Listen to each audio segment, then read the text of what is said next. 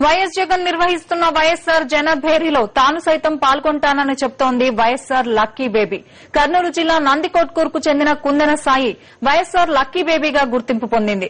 2004-2009 ఎన్నికల్లో వైఎస్సార్ తన ఎన్నికల ప్రచారాన్ని చేవెళ్లలో ప్రారంభించి నందికొట్కూరులో ప్రచారం ముగించారు. ఈ సందర్భంగా ముగింపు సభల్లో కుందన సాయి పాల్గొంది. ఈ రెండు సందర్భాల్లో వైఎస్సార్ నేతృత్వంలోని కాంగ్రెస్ పార్టీ అపూర్వ విజయం సాధించింది. దీంతో ఈ చిన్నారి వైఎస్సార్ లక్కీ బేబీగా గుర్తింపు పొందింది. మహానేత లేకపోవడంతో ఆయన ఆశయాల వారసుడు జగన్ తో పాల్గొంటానని చెప్తోంది. ఈ మేరకు వైఎస్ జగన్ ను కలిసి ప్రచారంలో పాల్గొంటానని కోరింది. దీనికి జగన్ అంగీకరించడంతో కుందన సాయితో పాటు తల్లిదండ్రులు ఆనందం వ్యక్తం చేస్తున్నారు. నేను వైఎస్ఆర్ లక్కీ బేబీ కుందన సాయిని మాట్లాడుతున్నాను.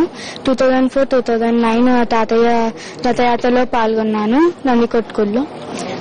తాతయ్య అప్పటి నుంచి నన్ను లక్కీ బేబీ అని పేరు పెట్టుకున్నారు. ఆ సెంటిమెంట్ తో ఇప్పుడు తాతయ్యకి అప్పుడు ప్రామిస్ చేశాను జగన్ మామయ్యతో కూడా నేను ప్రచారం చేస్తానని. అందువల్ల నేను కర్నూలు రేపు ప్రచారంకి పాల్గొమని మామయ్య చెప్పారు. తాతయ్య పథకాలను నిలబడాలంటే జగన్ మామయ్యని సీఎం చేయాలి.